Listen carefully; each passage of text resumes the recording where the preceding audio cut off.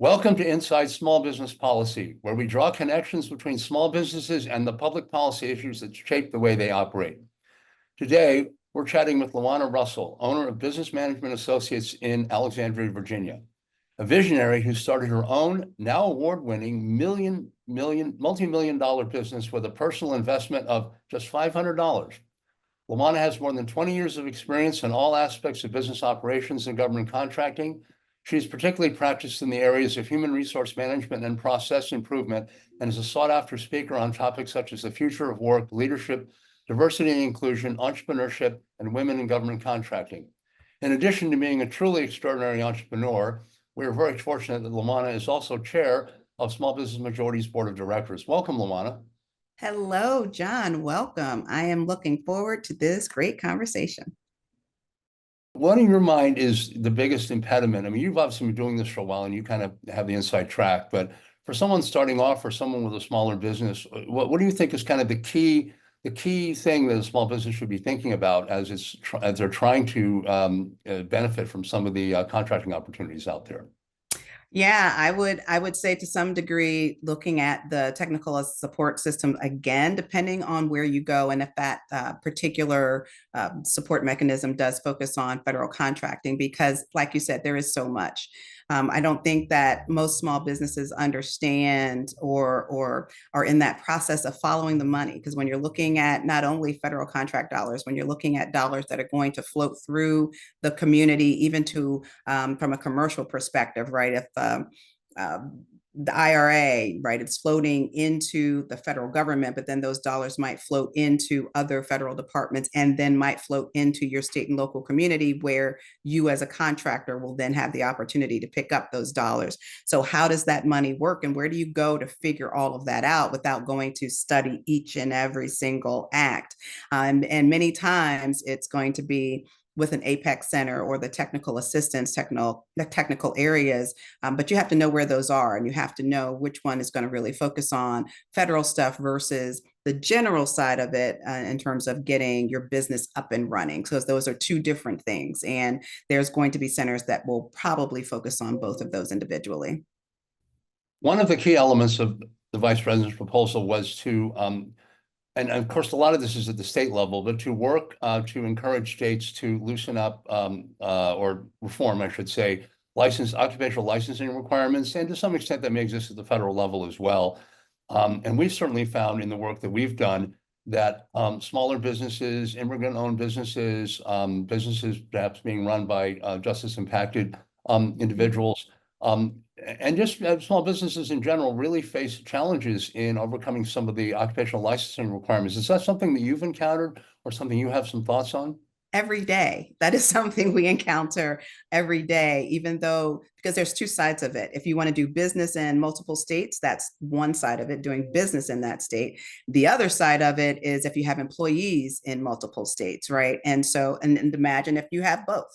Right. So if you want to do business in Maryland, Virginia, DC, everyone thinks of that as the DMV, and we're all right here. But there are three different states, and each state is its own kingdom in some ways when it comes to requirements. Each state has its own laws and requirements. Each state may have its own certifications that don't accept the federal certifications. You could be a federal small business designated by the Small Business Administration, and that's awesome.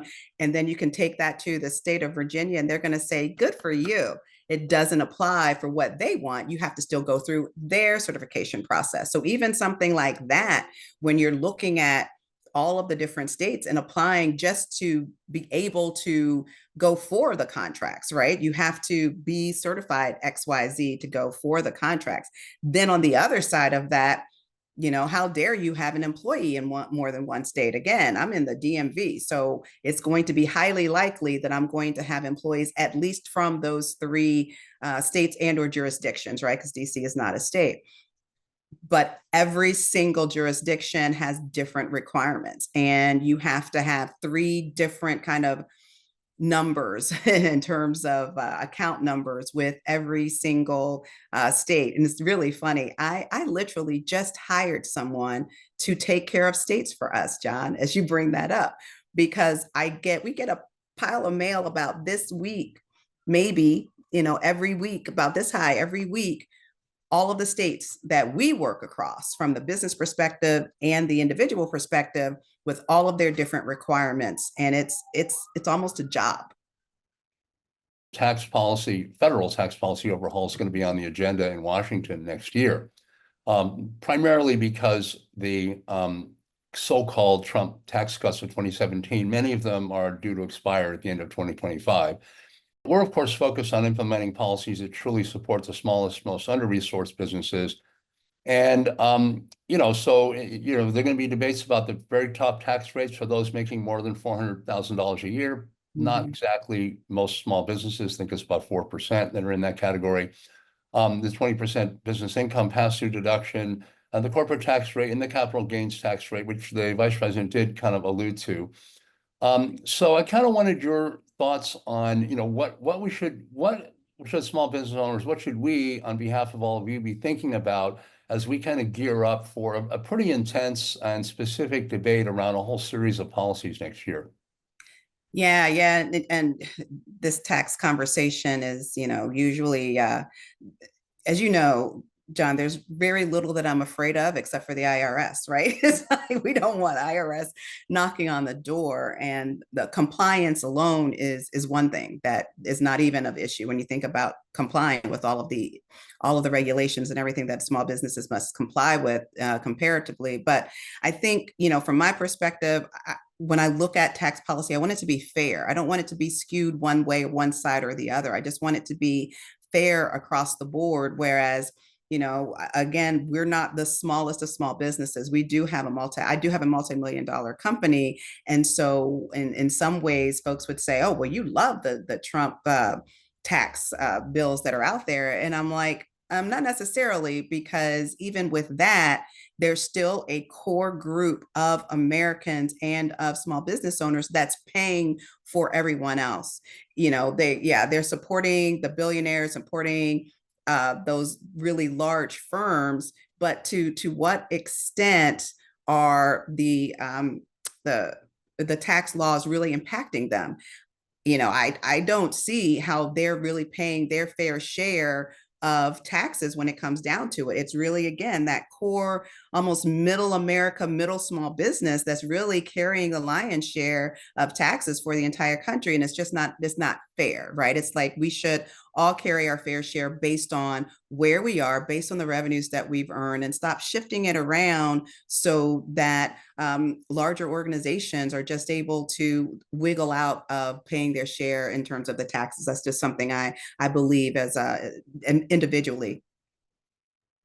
Yeah, and our polling shows that the vast majority of small businesses think that the system's rigged against smaller entities in favor of big corporations and the wealthy. And again, we're not looking for, many small business owners want to reach those higher pinnacles, but at the end of the day, to get there, we really need where we need the tax system to focus is on folks that are not there and are trying to get there.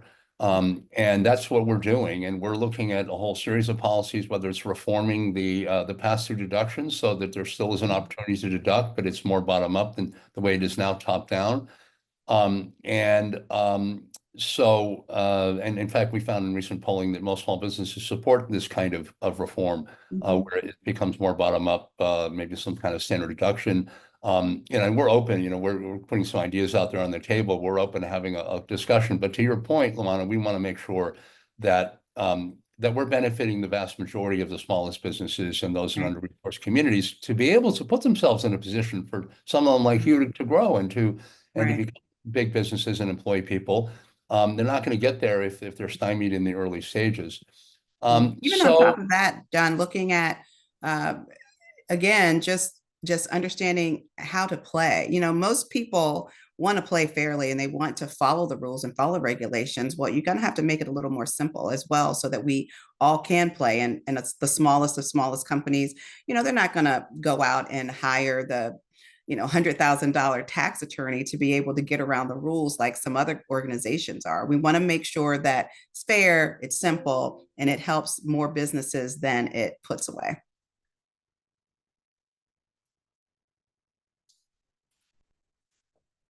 what are some sort of the additional challenges that other than what you've talked about now, that your business is facing?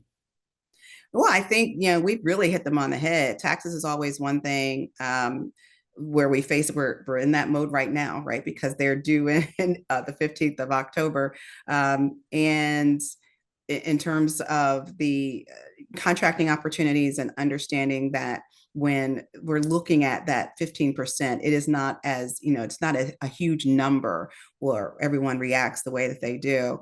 Workforce is always an issue. How do we not only compete for and are able to maintain that workforce that is going to, again, want to stay with the small companies when the larger companies are out there able to maybe do some different things, health and healthcare and health insurance and those costs rising for small businesses.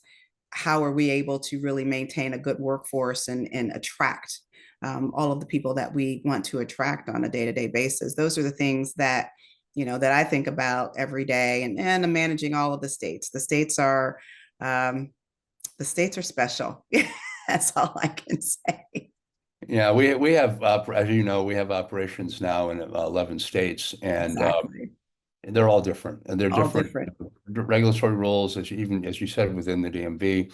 We're very focused on this SSBCI program that's getting dollars out to guarantee loans on a 10-to-1 leverage basis by CDFIs, and some states are going gangbusters with it, and some aren't even taking the money. So, Yeah. we've just faced very different challenges across states, but and again, a lot of as we've said, a lot of the time, that's what small business owners are facing in terms of regulations, in terms of specifically how to move forward. It's state regulations as much as, and state laws as much as it is federal laws. So, Oh, absolutely. I mean, for me, it's sometimes more the state, and maybe because I've been doing federal for so long, I kind of know it. But the every state is just different, and there's some things.